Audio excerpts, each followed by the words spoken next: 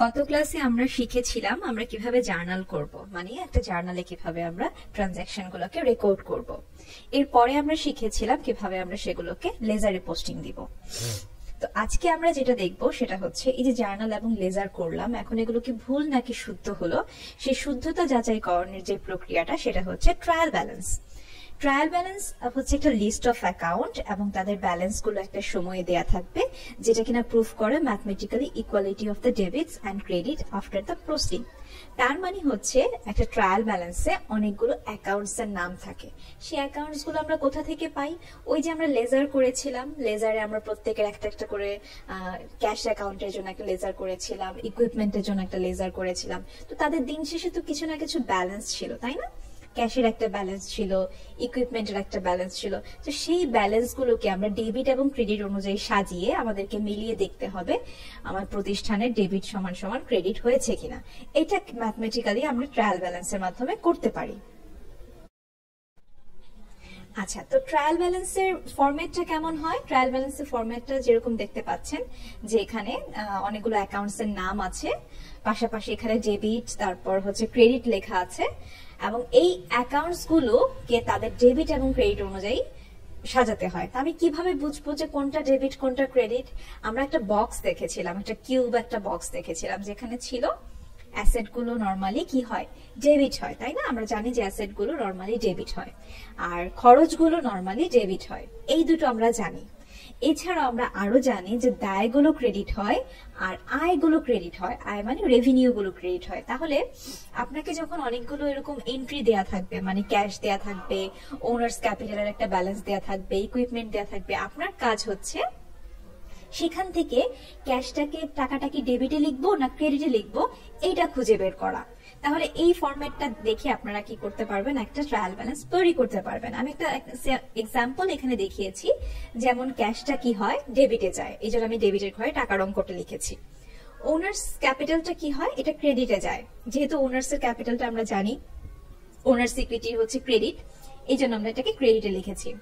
Equipment মানে হচ্ছে আমাদের একটা সম্পদ, এই কারণে আমরা কি করেছি, ইকুইপমেন্টটাকে ডেবিটে লিখেছি। নোটস পেয়েবল আমাদের একটা দায়, আমরা জানি এটা দায়টা ক্রেডিট দিকে যায়, এই জন্য আমরা ক্রেডিট দিকে লিখেছি। সাপ্লাইজ একটা সম্পদ, এটা ডেবিট হয় আমরা জানি। প্রিপেইড ইন্স্যুরেন্স মানে হচ্ছে অগ্রিম দিয়ে দেওয়া, অগ্রিম কোনো খরচ দিলে সেটা আমার জন্য সম্পদ হয়ে থাকে, এই জন্য প্রিপেইড যা কিছু আসবে, প্রিপেইড যদি আমাদের কোনো খরচ হয় সেই খরচগুলোকে আমরা কি করব, ডেবিট করব।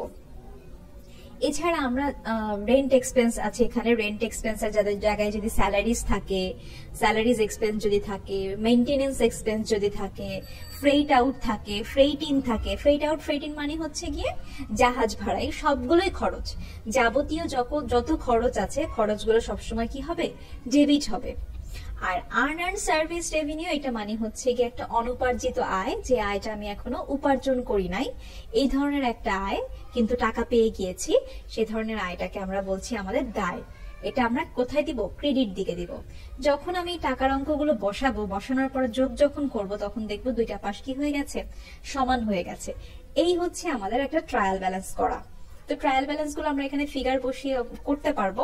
আমরা রিভিউ ক্লাসে একটা ট্রায়াল ব্যালেন্স ট্রাই করব যে কিভাবে আসলে ট্রায়াল ব্যালেন্সটা সত্যি সত্যি মিলে যায় এটা দেখার জন্য। আমরা এই একটু পরে আরেকটা অঙ্কেও দেখতে পারবো একটা ট্রায়াল ব্যালেন্স কেমন করে মিলে যায়। আচ্ছা, এরপরে আমাদের চ্যাপ্টার 5 নিয়ে আমরা একটু কথা বলবো। চ্যাপ্টার 5 এ আছে হচ্ছে কিভাবে এক্সপেন্স গুলোকে এবং রেভিনিউ গুলোকে আইডেন্টিফাই করতে হয় বা খুঁজে পেতে হয়। আমরা আসলে এখন সম্পদগুলো চিনি, আমাদের দায়গুলোকেও চিনি, কোনগুলো সম্পদ কোনগুলো দায় আমরা একটু মোটামুটি আইডেন্টিফাই করতে পারি। যেমন ল্যান্ড, তারপর হচ্ছে ফার্নিচার, এগুলো আমাদের সম্পদ। এছাড়া আমাদের দায় কোনগুলো, আমাদের দায়গুলো হচ্ছে অ্যাকাউন্টস পেয়েবল, লোন যদি থাকে, কোনো বন্ড যদি থাকে। বন্ড মানে হচ্ছে কেমন, অনেক সময় বন্ড সই করি না, বন্ড সই করে বলি না যে আমি দিতে বাধ্য থাকি বই টাকা, তো সেরকম বন্ডও আমাদের জন্য একটা দায়। বা লং টার্ম যদি কোনো লোন নিয়ে থাকি সেগুলো আমাদের জন্য দায়। আমরা সম্পদ এবং দায় মোটামুটি চিনি। এখন আমাদের কাজ হচ্ছে এক্সপেন্স এবং রেভিনিউ গুলো চেনা। আমি এখানে একটা ছোট্ট লিস্ট করে দিয়েছি আপনাদের চেনার সুবিধার্থে, যে আপনি কোনগুলো এক্সপেন্স আপনি যেন খুব সহজেই বুঝতে পারেন। স্যালারিজ আমাদের জন্য একটা এক্সপেন্স, ইউটিলিটিজ আমাদের জন্য এক্সপেন্স, অ্যাডভার্টাইজিং আমাদের জন্য expense, depreciation expense, freight out freight in এগুলো আমাদের জন্য এক্সপেন্স, ইন্স্যুরেন্স আমাদের জন্য এক্সপেন্স, ইন্টারেস্ট এক্সপেন্স, রেন্টও এক্সপেন্স, এছাড়াও মেইনটেনেন্স আছে, মেইনটেনেন্স আমাদের জন্য এক্সপেন্স হতে পারে। তারপর হচ্ছে আর কি কি হতে পারে, ইউটিলিটিস, এটা তো বলেছি ইউটিলিটিস এক্সপেন্স। এন্টারটেইনমেন্ট এক্সপেন্স হতে পারে, আমি কোনো জায়গায় কোনো সিনেমা দেখতে গেলাম, এটা একটা আমাদের জন্য একটা খরচ হতে পারে। আবার একটু আমি খেতে গেলাম কোথাও, সেটা আমার জন্য খরচ হতে পারে। তো এই যে আপ্যায়ন খরচ, এই সবগুলো খরচই কি আমাদের জন্য খরচ। তাহলে আমাদের রেভিনিউ খাতগুলো কোনগুলো? আমাদের রেভিনিউ খাতগুলো হচ্ছে সেলস থেকে যে রেভিনিউটা আসবে সেটা আমাদের আয়। সেলস রেভিনিউ মানে রেভিনিউ খাতের সাথে রেভিনিউ লেখা থাকবে, সেলস রেভিনিউ বা সার্ভিস রেভিনিউ বা ইন্টারেস্ট রেভিনিউ। আবার এমন যদি হয়, হতে পারে না যে আমার একটা বাড়ি আছে, সেই বাড়িটা আমি ভাড়া দিয়ে রেন্ট পাচ্ছি, তাহলে তখন কি হয়ে যাবে, রেন্টটা রেভিনিউ হয়ে যাবে, তখন আমরা কি বলবো, রেন্ট রেভিনিউ। আচ্ছা, এই গেল আমাদের এক্সপেন্স এবং রেভিনিউ। এখন আমরা খুব সহজে এই রেভিনিউ কোনগুলো চিনবো এবং এক্সপেন্স কোনগুলো জানবো। তাহলে এই যে এক্সপেন্স গুলো আছে সবগুলো কিন্তু ডেবিট, যতগুলো এক্সপেন্সের কথা এখানে বলেছি খরচগুলো সবগুলো কি ডেবিট। আর এই যে এখানে রেভিনিউ যতগুলো বলেছি এই সবগুলো কি ক্রেডিট। তাহলে এখন যদি আপনাকে ট্রায়াল ব্যালেন্সে খুঁজে বের করতে বলা হয় কোনটা ডেবিট এবং কোনটা ক্রেডিট, পারবেন খুঁজতে? আশা তো করি পারবেন ইনশাল্লাহ।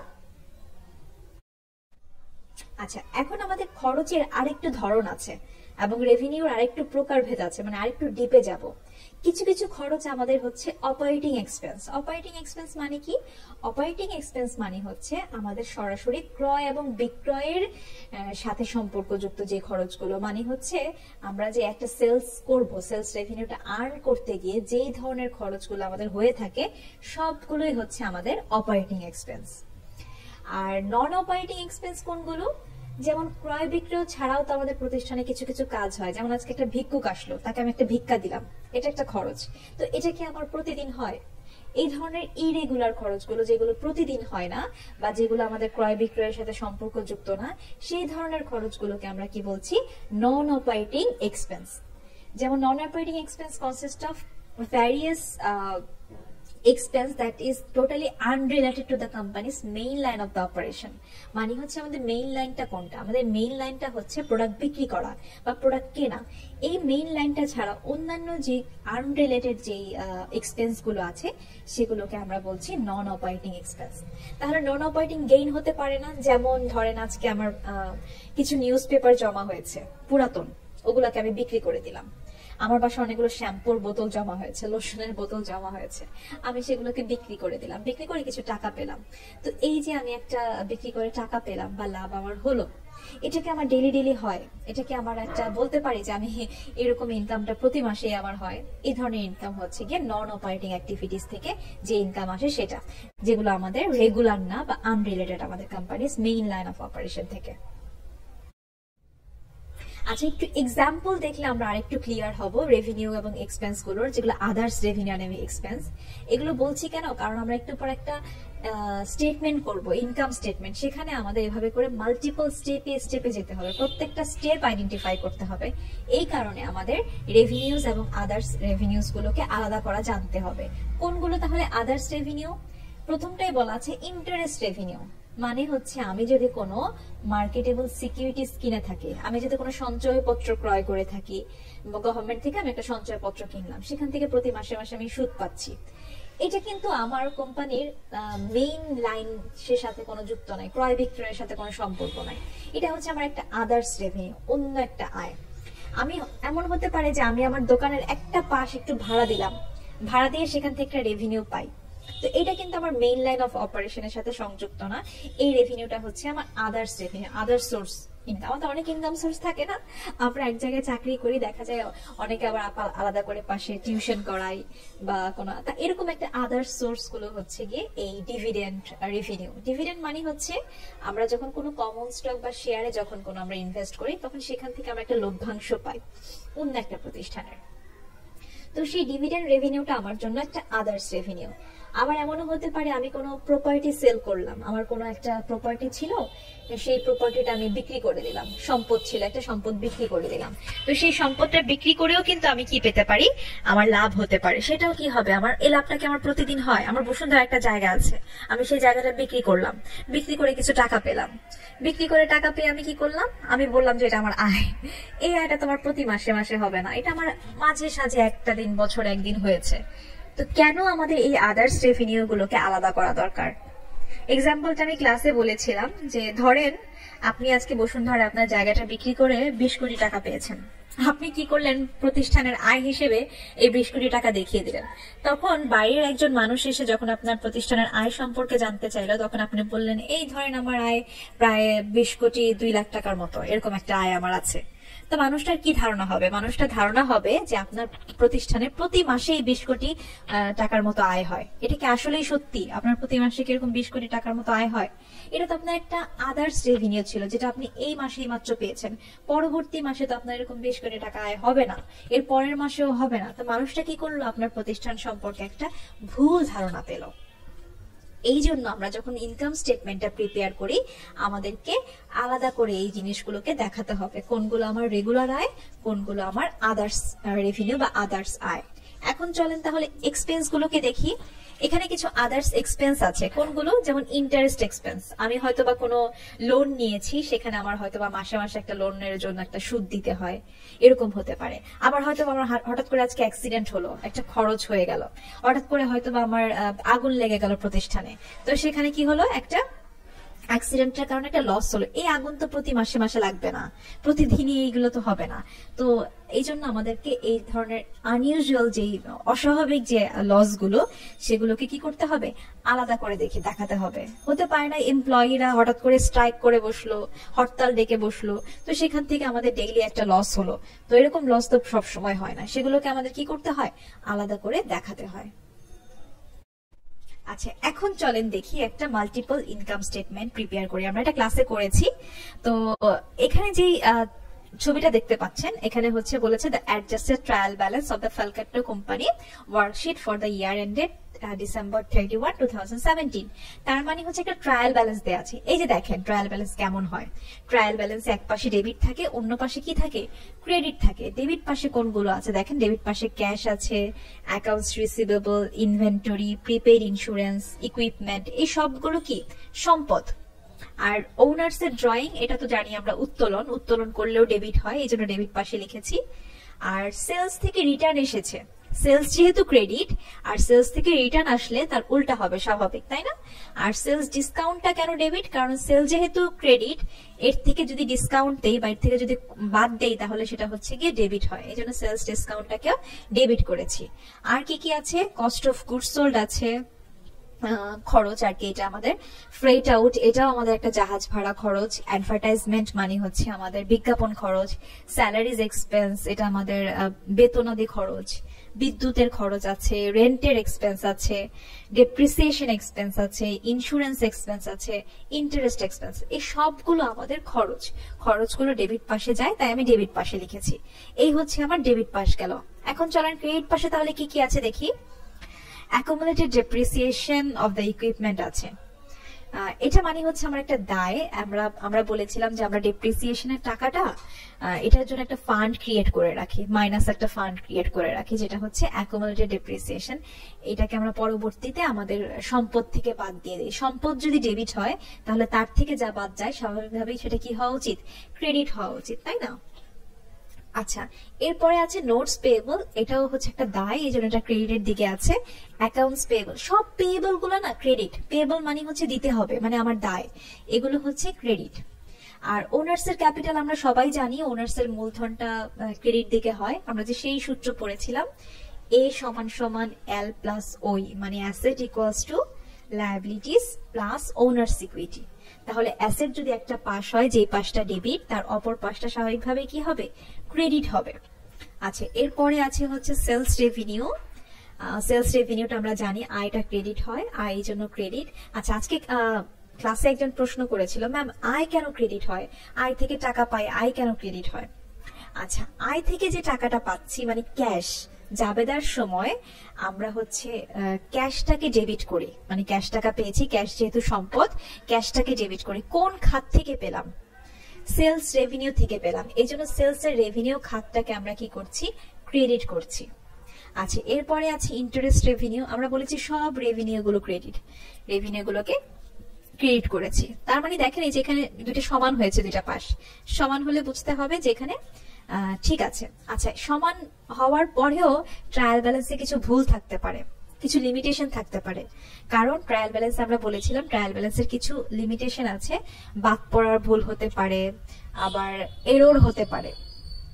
বাদ পড়ার ভুল কেমন, ধরেন এখানে ক্যাশ আছে 14,500, এখানেও ধরেন একটা এন্ট্রি ছিল 14,500, আমি কি করলাম দুইটাই ভুলে লিখলাম না। তো এই ধরনের ভুলের পরেও কিন্তু কি হয়ে যাবে, দুই পাশ মিলে যাবে, কিন্তু তারপরে কি থাকবে, ভুল থেকে যাবে। তার মানে হচ্ছে দুই পাশ মিলা মানেই কিন্তু সবসময় ট্রায়াল ব্যালেন্স যে শুদ্ধ এটা না। তার মানে এই জন্য আপনাদেরকে থিওরি পড়তে হবে একটু, ট্রায়াল ব্যালেন্সের এরর্স গুলা কি কি হতে পারে, ট্রায়াল ব্যালেন্সের লিমিটেশন গুলা কি কি হতে পারে। আরো একটা লিমিটেশন হতে পারে পরিপূরক ভুল হতে পারে, যেমন এখানে ক্যাশ আছে 14,500, আমি ভুলে কি করলাম, লিখলাম 14,000। আবার এখানে 2,500 আছে ইন্টারেস্ট রেভিনিউ, আমি কি করলাম, ভুলে লিখলাম 2,000। তো দুই জায়গায় কিন্তু কি হয়েছে, 500 করে আমি ভুল করেছি, তার মানে এটা কি পরিপূরক একটা ভুল হলো। আবার এমন হতে পারে না, ক্যাশ এখানে 14,500 আছে, আমি কি করলাম, ভুলে ক্যাশটাকে ক্রেডিট দিকে লিখলাম 14,500। আবার ধরেন এখানে ইন্টারেস্ট রেভিনিউ ছিল 14,500, আমি এটাকে ভুলে ডেবিট দিকে লিখলাম, তার মানে অদল বদল হয়ে গেল। এই যে দুই পাশে অদল বদল হওয়ার পরেও কি হবে, মিলে যাবে, কিন্তু ভেতরে কাঠামোগত ভুল রয়ে যাবে, মানে ভেতরে একটা প্রিন্সিপালগত নীতিগত ভুল একটা রয়ে যাবে, যেটা কিনা আমাদেরকে আসলে ম্যানুয়ালি এগুলো চেক করে ঠিক করতে হবে। তার মানে ট্রায়াল ব্যালেন্স যে সবসময় শুদ্ধি যাচাই তা কিন্তু না, আপাত দৃষ্টিতে এটা আসলে শুদ্ধতা যাচাই করতে পারে, কিন্তু ওর নিজেরও কিছু কি আছে, সীমাবদ্ধতা আছে। আচ্ছা চলেন তাহলে এটা থেকে একটা multiple step income statement prepare করি। এখানে দেখেন আমি প্রথম দিন দেখিয়েছিলাম যে আমরা একটা সেলস রেভিনিউ দিয়ে শুরু করেছি অঙ্কটা। ইনকাম স্টেটমেন্ট তৈরি করতে আমাদের তিনটা ঘর করতে হবে, একটা হচ্ছে পার্টিকুলার্স, আর একটা হচ্ছে এরকম রাফ টাকা, তারপরটা হচ্ছে আরো একটা টাকা। তো সেলস রেভিনিউর জন্য আমরা প্রথমেই শুরু করলাম সেলস রেভিনিউ দিয়ে, এখান থেকে আমরা বাদ দিব সেলস রিটার্ন আর সেলস ডিসকাউন্টটা। এরপরে যেটা পাবো সেটা হচ্ছে গিয়ে আমাদের নেট সেল, তার মানে হচ্ছে সেলস থেকে আমাদের যে রিটার্ন গুলো আসে সেগুলো আমাকে সেলটাকে কমিয়ে দেয়, বা সেলস এর যে ডিসকাউন্ট গুলো আমরা দিয়েছি সেগুলো বাদ দেওয়ার পর আমরা নিট বিক্রয়টা পাবো। নেট সেল কি মানে হচ্ছে নিট বিক্রয়, তো নিট বিক্রয়টা পেলাম, ভালো কথা। এখন আমরা প্রফিট কেমন করে জানবো, প্রফিট জানার জন্য আমাদের এরপরে কি বাদ দিতে হবে, এই যে বিক্রয় যা কিছু করেছি এর পেছনে আমাদের প্রোডাক্টটা তৈরি করতে কত খরচ হয়েছে, কস্ট অফ গুডস সোল্ড, মানে এই যে লেবার কতটুকু লেগেছে, ম্যাটেরিয়াল কত দামে কিনেছিলাম, ওভারহেড কি কি ছিল, এইগুলো বাদ দেওয়ার পরে আমরা পাবো হচ্ছে গ্রস প্রফিট।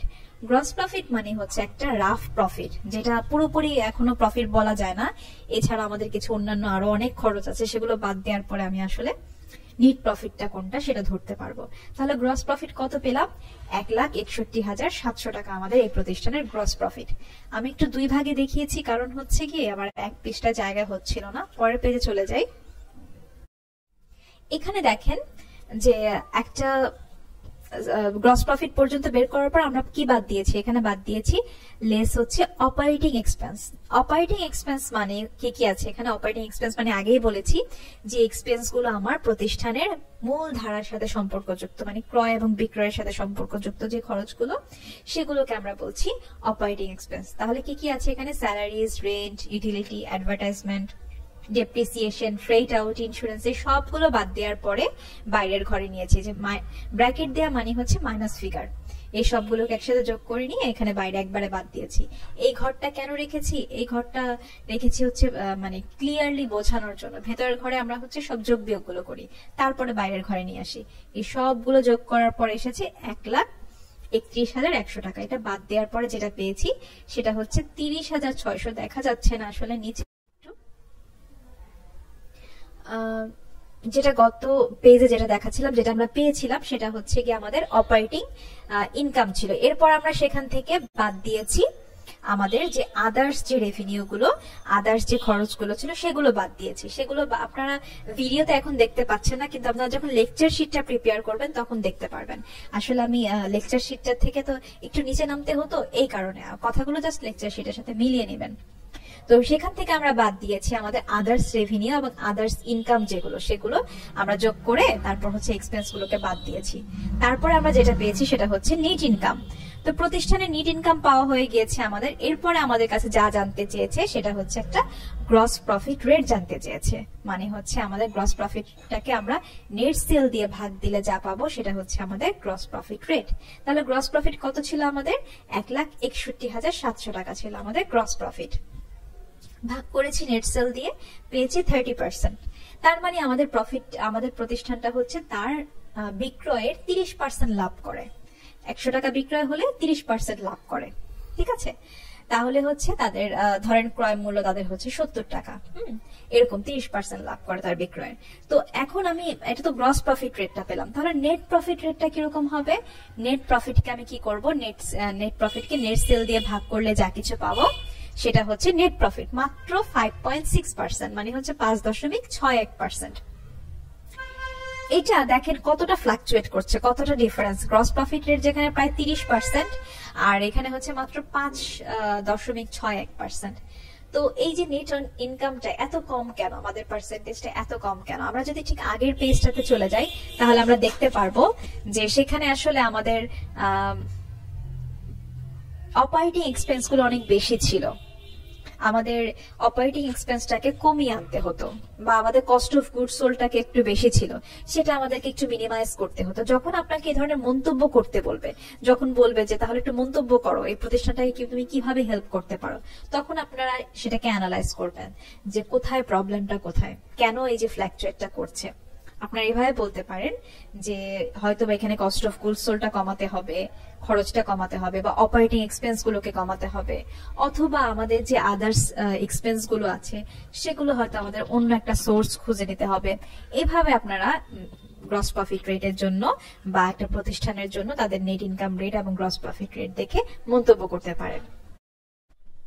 এরপর আপনাদের একটা ইন ক্লাস পার্টিসিপেশন দিয়েছিলাম, আপনারা সবাই করেছিলেন, সেটা আমি দেখে দিয়েছি, সেখানে ঠিক ছিল, আপনারা কারেক্টলি প্রফিট রেটটা ইউজ করতে, ক্যালকুলেট করতে পেরেছেন। এই পর্যন্তই ছিল আপনাদের লেকচার 7।